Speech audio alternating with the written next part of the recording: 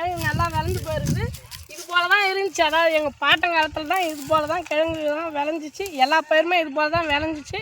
இந்த திராவிட கூட்டம் எப்போ இந்த தமிழ்நாட்டில் காலடி எடுத்து வச்சோ அப்போயே இது போல் கிழங்கு இது போல் விளைச்சல்லாம் இல்லாத போயிடுச்சுங்க. என்னங்க பண்ணுறது? இது இப்போ இந்த கொல்லியில் வந்து திராவிட புழு இல்லை. திராவிட புழு இல்லாதால இவ்வளோ கிழங்கு இருக்குது. இதெல்லாம் எங்கள் பாட்டம் போட்ட காலத்துலலாம் இது போல் தான் எல்லா கொல்லியுமே நல்லா விளைஞ்சிச்சு. இப்போ நல்லா விளையில. காரணம் என்னன்னா எல்லாத்துக்கும் காரணம் திராவிட புழு. அதான் இந்த மண் கெட்டு போகிறதுக்கு காரணம் திராவிட புழு. இந்த தமிழ்நாடு கெட்டு போகிறதுக்கு காரணம் இந்த திராவிடர்கள். இவங்களால தான், இவங்கள மாரி ஆளுங்களால தான் நம்ம கெட்டு போகிறோம்.